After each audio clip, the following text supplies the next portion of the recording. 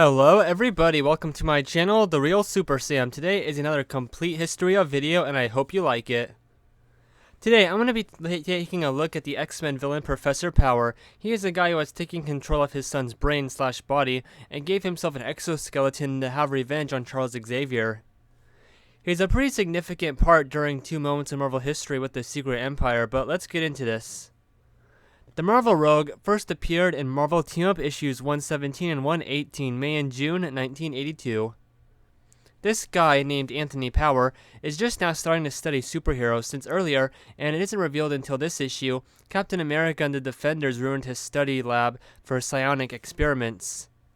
Today, he sees Wolverine and Spider-Man destroy one of his bases, and he gives a lecture to people on why super people are bad.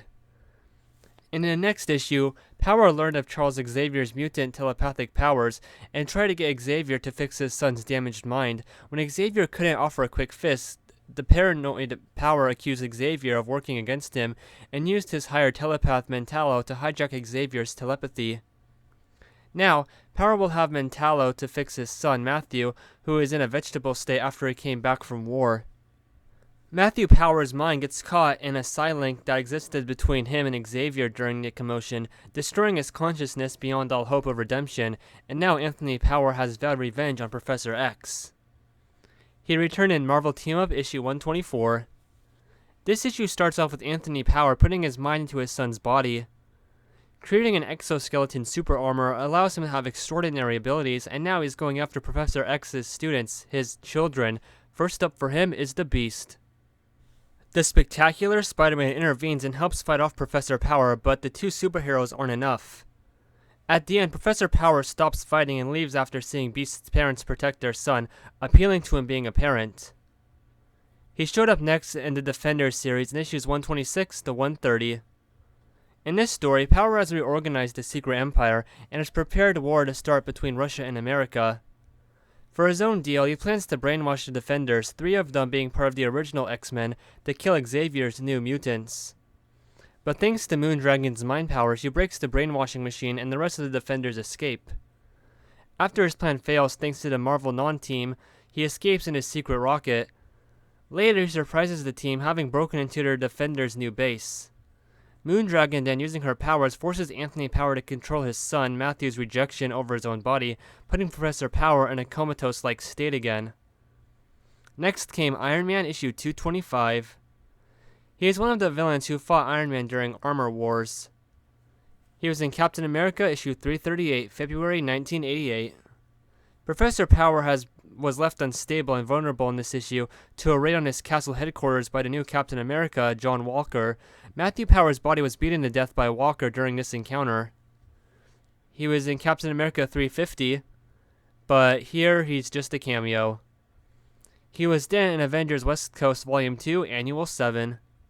Professor Power's mind snapped back into his own body after Matthew's death, and he got involved in black market dealings in armor technology.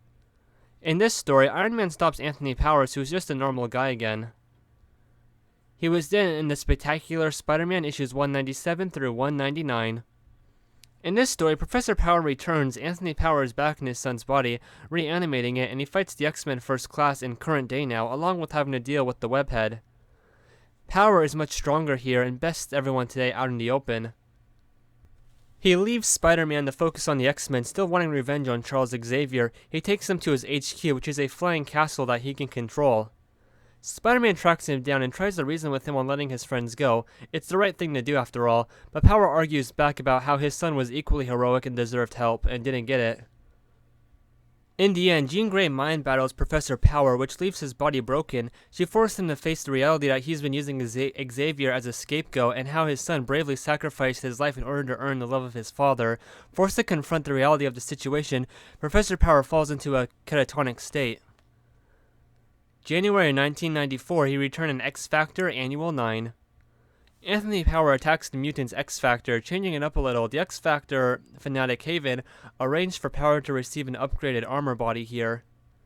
He stopped when the character Polaris magnetically blows his body to pieces.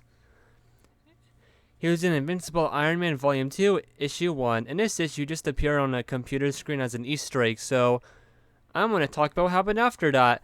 He appeared in the full 4-issue miniseries Nomad Girl Without a World. Professor Power is working for the new secret empire now and is hunting Nomad, but he gets kicked in the face by her and she escapes. And that's really his whole deal in the story.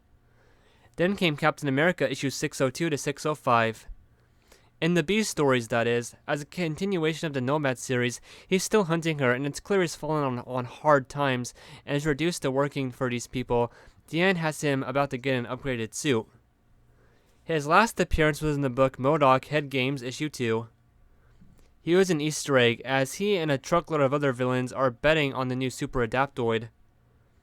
And there is everything about anything when it comes to Professor Power up to July 2022. If I was going to have him return, I think it would be great to have him work side by side publicly with Senator Kelly and Boulevard Trask against the mutants, still attacking Xavier's children and being a great example of what mutants can do to someone. I think his normal green and orange costume is unique enough to grab some attention, even nowadays. A little fourth wall breaking here right now. On YouTube, I can't find any other videos on this guy, so that's cool. This is probably the first one. But with that said, thank you so much for watching this new complete history of video, and I really hope you enjoyed.